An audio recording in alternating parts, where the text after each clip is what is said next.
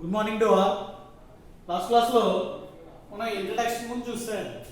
తర్వాత ఇప్పుడు మనకి ఉన్నటువంటి సిలబస్లో ఫస్ట్ చాప్టర్ వచ్చి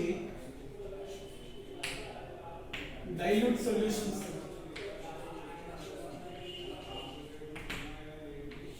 డైల్యూట్ సొల్యూషన్స్ అనేటువంటి లెసన్ ఏదైతే ఉందో దాని గురించి మాట్లాడారు.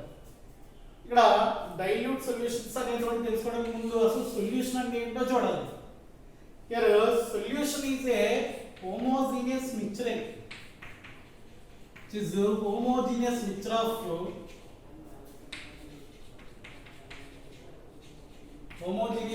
of two or more components.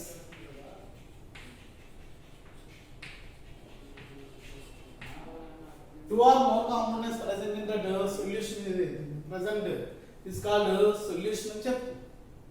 Homogeneous means అంటే టూ ఆర్ మోర్ కాంపోనెంట్స్ ఉంటాయి కదా. ఇక్కడ మేజర్గా సొల్యూషన్లో రెండు కాంపోనెంట్స్ ఉన్నాయి. One is solvent, other one is solute.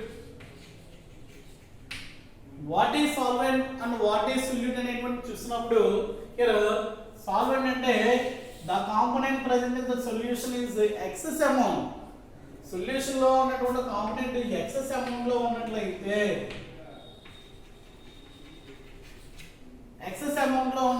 దాన్ని ఏమంటామంటే సాల్వెంట్ అంటాం. అలా కాకుండా లీస్ట్ అమౌంట్ లో ఉన్నటువంటి కాంపోనెంట్ ఏదైతే ఉందో ఆ కాంపోనెంట్ మనం ఏమంటామంటే సొల్యూట్ అని చెప్తారు.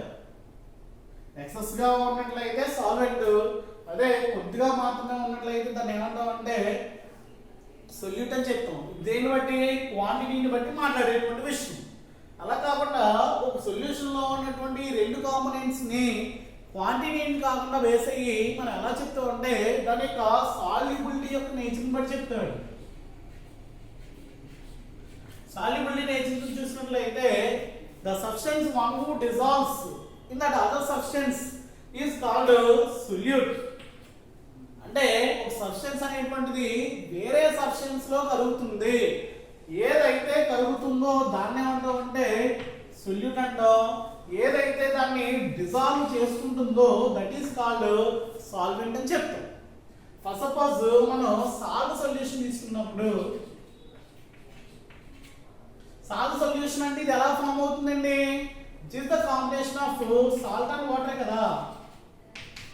సాల్ట్ సొల్యూషన్ అనేటువంటిది ఎలా ఫామ్ అవుతుంది? సాల్ట్ అండ్ వాటర్ యొక్క కాంబినేషన్. సాల్ట్ అండ్ వాటర్ లో చూసినట్లయితే సాల్ట్ అనేటువంటిది లీస్ట్ అమౌంట్ లో ఉంటుంది, వాటర్ అనేటువంటిది హై అమౌంట్ లో ఉంటుంది. ఇక్కడ వాటర్ అనేటువంటిది సాల్వెంట్, సాల్ట్ అనేటువంటిది ఏదైతే ఉందో అది సొల్యూట్. అదే సాల్యుబిలిటీ ప్రకారం చూసుకున్నట్లయితే వాటర్ లో ఈ యొక్క సాల్ట్ అనేటువంటిది డిజాల్వ్ అవుతుంది. అందువల్ల దీన్ని ఏమంటాం? సొల్యూట్ అంటాం. ఇది డిజాల్వ్ చేసుకుంటుంది కాబట్టి దీన్ని ఏమంటాం? సాల్వెంట్ అని చెప్తాను. ఇది జనరల్ గా సొల్యూషన్ యొక్క దాంట్లో ఉన్నటువంటి టూ కాంపోనెంట్స్ ఏవైతే ఉన్నాయో వాటి గురించి డిస్కస్ చేసినప్పుడు మనకి ఉన్నటువంటి విషయం. అలా కాకుండా ఇప్పుడు మనకి సొల్యూషన్ సంబంధించి ఇంట్రడక్షన్ లో మీకు ఏమి ఇచ్చారంటే కాలిగేటివ్ ప్రాపర్టీస్ అనేటువంటి ఒక టాపిక్ ఇచ్చారండి. దాని గురించి డిస్కస్ చేయాలి. ఇది వచ్చి మనకి సొల్యూషన్ యొక్క డెఫినేషన్ అండి. దాంట్లో ఉన్నటువంటి టూ కాంపోనెంట్స్ ఆల్రెడీ మీకు పరిచయం ఉన్నది, జస్ట్ చెప్పడం అనేటువంటి జరిగింది.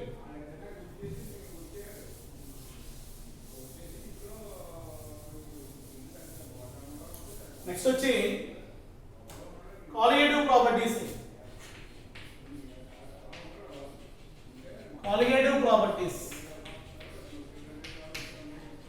వేటిని కాలిగేటివ్ ప్రాపర్టీస్ అంటారంటే the properties which are only depending on the number of solute particles irrespective their nature of the particles.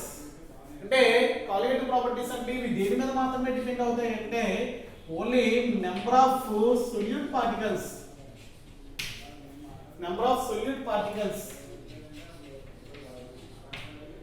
irrespective of their which is not depending on chemical nature.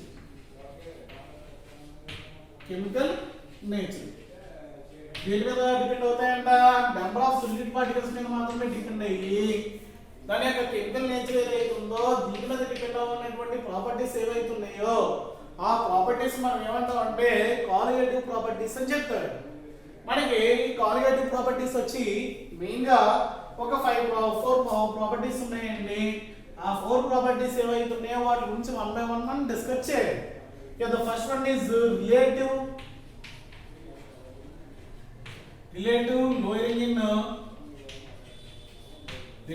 lowering in partial vapor pressure. Relative lowering in partial vapor pressure. ఇది first ది. Second వచ్చి elevation in boiling point. Elevation in boiling point. Third వచ్చి depression in freezing point. Depression in freezing point. And final last వచ్చి osmotic pressure.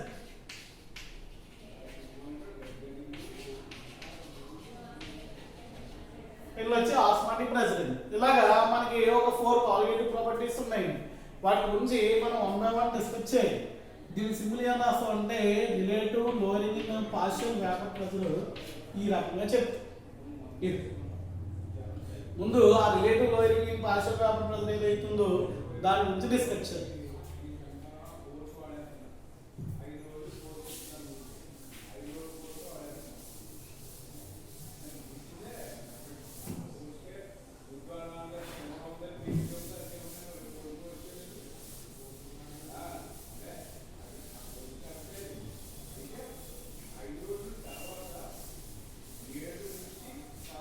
The first one is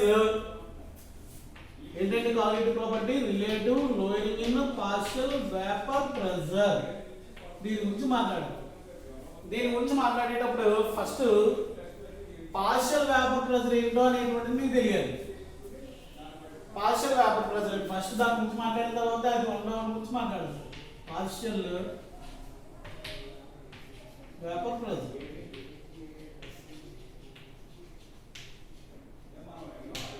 What is said to be partial vapor pressure అంటే the pressure accepted by the pressure accepted by the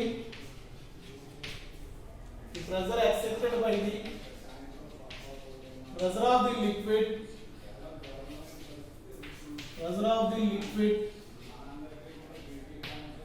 on the surface of the liquid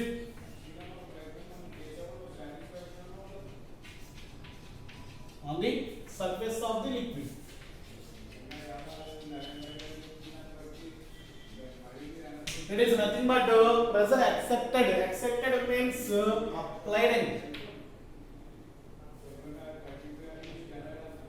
Accepted అంటే meaning ఏంటంటే applied. అంటే దీనికి మనకి క్లియర్గా అర్థం అవ్వాలి అంటే ఫస్ట్ సపోజ్ వాటర్ తీసుకుంది ఒక వెజల్లో, లేకపోతే ఏదో ఉంటే దాంట్లో వాటర్ తీసుకుంది. దీన్ని వాటర్ తీసుకుని ఏం చేస్తానంటే ఇలా దీన్ని మూత పెట్టేస్తాను, క్లోజ్ చేసి దీనికి ఏం చేస్తామంటే కింద నుంచి ఇలా మంట పెడుతుంది. మంట పెట్టినప్పుడు ఏమవుతుంది, దాని యొక్క బాయిలింగ్ పాయింట్ రీచ్ అయిన తర్వాత ఏమవుతుంది, దాని water is converted into vaporise state. ఏం జరుగుతుందంటే వేపర్ స్టేట్లో కన్వర్ట్ అవుతుంది. వేపర్ స్టేట్లో కన్వర్ట్ అయిన తర్వాత ఇలాగా వాటర్ మాలిక్యూల్స్ అనేటువంటివి ఇలా ఎవాపరేట్ అవుతుంది. మరి ఎవాపరేట్ అయ్యి ఎక్కడికి వెళ్ళాలి, బయటికి వెళ్ళాలండి. బయటికి వెళ్ళడానికి స్కోప్ లేదు, ఎందుకంటే విచ్ ఇస్ ఆల్రెడీ క్లోజ్. ఇలా ఉన్నప్పుడు ఏం జరుగుతుంది అంటే బయటికి వెళ్ళడానికి ఛాన్స్ లేనప్పుడు ఆ యొక్క వాటర్ మాలిక్యూల్స్ అనేటువంటివి ఈ యొక్క సొల్యూషన్ యొక్క సర్ఫేస్ ఏదైతే ఉందో ఆ సర్ఫేస్ మీద ఇలా ప్రెషర్ అప్లై చేస్తాయి. The pressure accepted means applied. The pressure accepted by the vapor of the liquid on the surface of the liquid. ఈ లిక్విడ్ యొక్క వేపర్ అనేటువంటిది ఈ యొక్క లిక్విడ్ యొక్క సర్ఫేస్ మీద అప్లై చేసేటువంటి ప్రెషర్ ఏదైతే ఉందో ఆ ప్రెషర్ ని మనం ఏమంటామంటే ఇక్కడ పార్షియల్ వేపర్ ప్రెషర్ అని చెప్తాం. ఇది పార్షియల్ వేపర్ అని చెప్పేటువంటి విషయం. మనకి ఏం కావాలి, లోయరింగ్, రిలేటివ్ లోయరింగ్ కావాలి. రిలేటివ్ లోయరింగ్ అంటే ముందు ఆ రిలేటివ్ కంటే ముందు ఏం కావాలంటే lowering in partial vapour pressure ఏదైతే ఉందో దాని గురించి మాట్లాడు. లోయరింగ్ ఇన్ పార్షియల్ వేపర్ గురించి చెప్పడానికి ఇది ఇక్కడ ఫస్ట్ ఏం తీసుకున్నాను, ఓన్లీ వాటర్ తీసుకున్నాను. అలా కాకుండా ఇప్పుడు రైస్ ప్రిపేర్ చేయాలి. ఎలా ప్రిపేర్ చేస్తాం, ఇదే కుక్కర్లో వేసిన తర్వాత ఇక్కడ ఏముంటాయి, వాటర్ ఉంటుంది, దాంతోపాటు ఈ యొక్క రైస్ ఉంటుంది. దీనికి దానికి తేడా ఏంటంటే ఇక్కడ ఏముందండి, ఓన్లీ వాటర్ ఉంది, which is called pure solvent. Pure solvent మాత్రమే ఉంది. ఇక్కడ ఏముంది, which is the combination of water and rice. Water and rice ఇలా ఉన్నటువంటి ఏదైతే ఏమంటాం మనం, సొల్యూషన్ కింద తీసుకుంటాం. ఇప్పుడు దీని కింద మండబెట్టి ఈ యొక్క టాప్ ఏదైతే క్లోజ్ చేసినట్లయితే ఏం జరుగుతుంది, ఇక్కడ ఓన్లీ వాటర్ కాబట్టి దీంట్లో more number of water molecules అనేటువంటివి ఎవాపరేట్ అవుతాయి. ఎవాపరేట్ అయ్యి మనకి ప్రెజర్ అనేటువంటిది అప్లై చేస్తుంది. ఇక్కడ ఏదైతే ప్రెజర్ వస్తుందో దీనికి ఉన్నటువంటి పార్షియల్ ప్రెజర్ ఏమంటాం అంటే P0 అంటాం. P0 means which is the pure partial vapor pressure of the solvent. Partial vapor pressure of the pure solvent అని చెప్తాం. P0 అంటే ఏంటండి, which is nothing but P0 equal to partial vapor pressure of the pure solvent. ఇప్పుడు ఏం తీసుకున్నాం, దాంట్లో rice తీసుకున్నాం, ఏం జరుగుతుంది, కొన్ని మాలిక్యూల్స్ మరి సాల్వెంట్ ఉన్నాయి కదా, సొల్యూట్ ఉంది కదా, అందువల్ల ఇందాక వచ్చిన రావెండి ఇలా వచ్చి దీని యొక్క సర్ఫేస్ మీద ఇలాగా ప్రెజర్ అప్లై చేస్తున్నారు మనం. ఇలాగా ఈ సొల్యూషన్ లో ఉన్నటువంటి పార్షియల్ వేపర్ ప్రెజర్ ఏదైతే ఉందో దీన్ని ఏమంటాం అంటే పిఎస్ అంటున్నాం.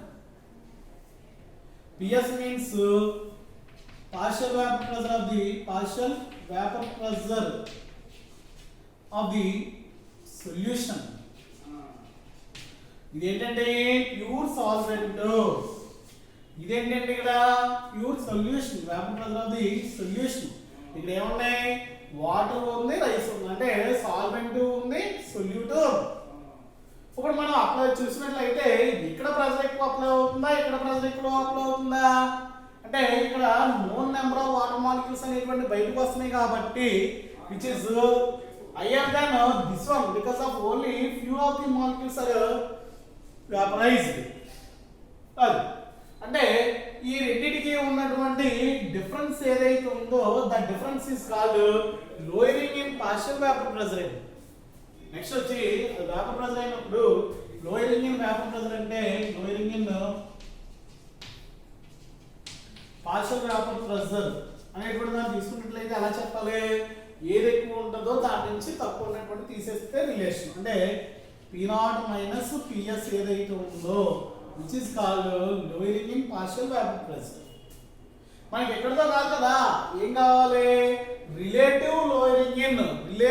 రిలేటివ్ అంటే which is nothing but A ratio and that is nothing but relative lowering partial vapour pressure means which is the ratio between, ratio అంటే ఏంటి, by ratio between lowering in partial vapor pressure అంటే ఇక్కడ numerator ఏముంటది, P0 minus PS to the partial pressure of the pure solvent that is nothing but P0.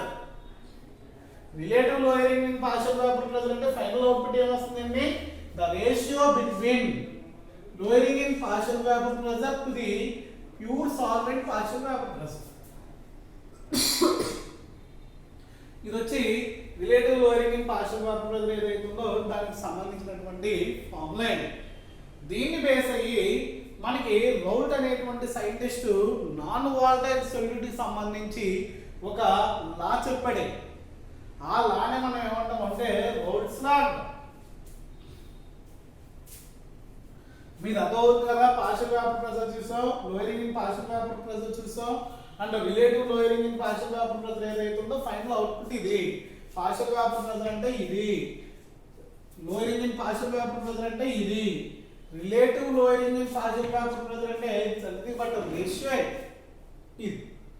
ఇప్పుడు దీన్ని base అయ్యి ఏం చేస్తున్నాం అక్కడ రౌల్ట్ లా అనేటువంటి ఒక రౌల్ట్ అనేటువంటి సైంటిస్ట్ ఒక లా చెప్పాడు. ఆ లా ఏదైతే ఉందో దాని గురించి మాట్లాడతాం.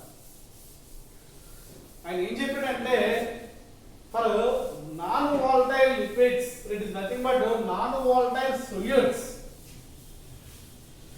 For non volatile solutes for Raoult law Raoult's law ఏం చెప్తాడంటే ఇలా for non volatile solutes for non volatile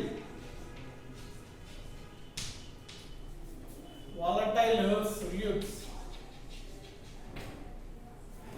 relative lowering in partial pressure, that is nothing but P naught minus Ps by P naught అనేటువంటిది ఏదైతే ఉందో which is equal to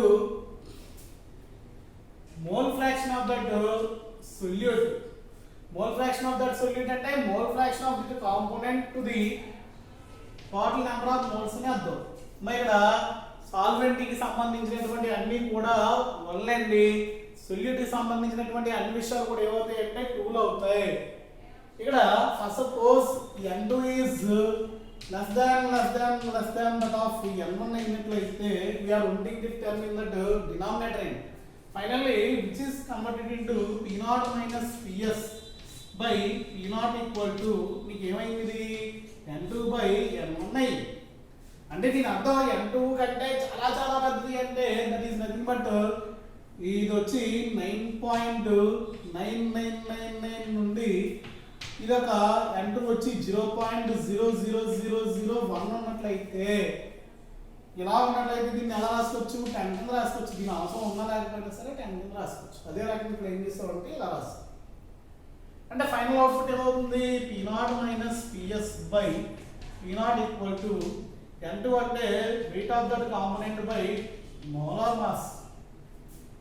ఈ fraction reverse అవుతే m1 by w1 అవుతుంది. ఇక్కడ ఈ యొక్క equation ఏదైతే ఉందో that is called Raoult law for volatile liquid సంబంధించినటువంటి ఎక్స్ప్రెషన్. దీనికి సంబంధించి దీంట్లో వాల్యూ ఏంటి p0 అంటే partial pressure of the pure solvent, ps అంటే partial vapour pressure of the solution, w2 అంటే weight of the solute, m2 అంటే molar mass of the solute, m1 అంటే molar mass of the solvent, w1 అంటే molar mass of the solvent weight of the solvent. ఈ రకంగా మనకి Raoult లాకి సంబంధించినటువంటి relative లోయింగ్ vapour pressure ఏదైతే ఉందో అది ఈ రకంగా రిలేషన్ లో ఉంటుందండి.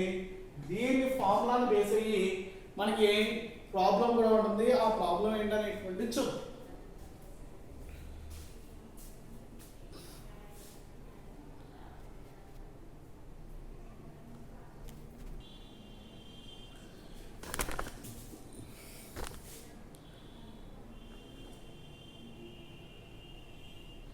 ఇలాగా మనకి ఒక ప్రాబ్లం అనేది జరిగింది. ఏంటది ప్రాబ్లం అంటే 25 grams of non-volatile organic substance was dissolved in 75 grams of acetone.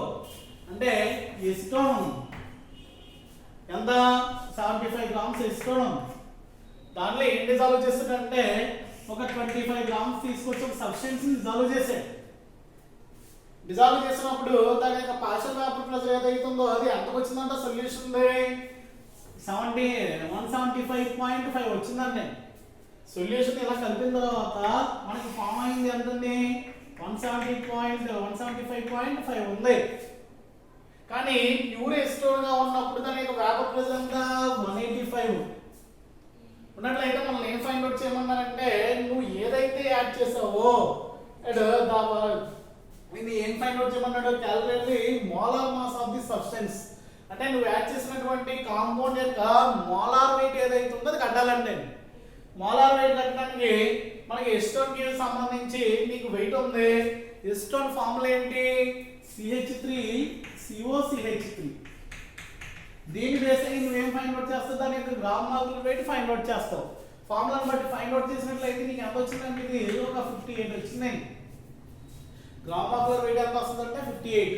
ముందు ఇచ్చినటువంటి డేటా ఏదైతే ఉందో అది రాస్తారండి. హియర్ గివెన్ పార్షియల్ ఫ్రాక్షన్ అది ప్యూర్ సాల్వెంట్. ప్యూర్ ఎస్పెంట్ ఎంత ఉంది 185. అది సొల్యూషన్ వచ్చేసినప్పుడు ఎంత అయిపోయింది 175. తగ్గుతుందా తగ్గదా? ఎందుకు తగ్గుతుంది అంటే సాల్వెంట్ అనేటువంటి అడిగింది కాబట్టి తగ్గింది. తర్వాత దాని యొక్క వెయిట్ ఏదైతుందో సొల్యూట్ ఎంత కలిపాం 25 గ్రామ్ మాలిక్యులర్ వెయిట్ ఏదైతుందో నువ్వు ఫైండ్ అవుట్ చేయాలి, ఎంత కట్టాలి. అదే నీకు ఎస్లోకి సంబంధించి వెయిట్ ఎంత 75. దాని యొక్క gram molecular weight depending on that formula ఎంత అయిందండి 58. మన ఫార్ములా ఏంటి లోట్ల ప్రకారం P0 minus PS by P0 equal to ఇంత వచ్చింది. అంటే నువ్వు దీంట్లో సబ్స్టిట్యూట్ చేసి ఎంత ఏదైతుందో ఫైండ్ అవుట్ చేస్తావు. దాన్ని బట్టి ఇది సప్లై చేసినట్లయితే ఇంత అయింది, ఫైండ్ అవుట్ చేసినట్లయితే M2 కావాలంటే ఈ రెండు కూడా కొద్దిగా సింప్లిఫై చేసినట్లయితే ఎంత వస్తుందంటే ఇంత వచ్చింది. ఇది ప్రాబ్లం. ఒకసారి కరెక్ట్గా నోట్ చేసుకుంటాం. ఈ ప్రాబ్లం అయితే మీ బుక్స్లో ఉంది. తర్వాత రేపు బాయిలింగ్ పాయింట్ ఎలివేషన్ ఏదైతుందో దాని గురించి మాట్లాడు. ఇది ఫస్ట్ క్లాస్. ఓకే.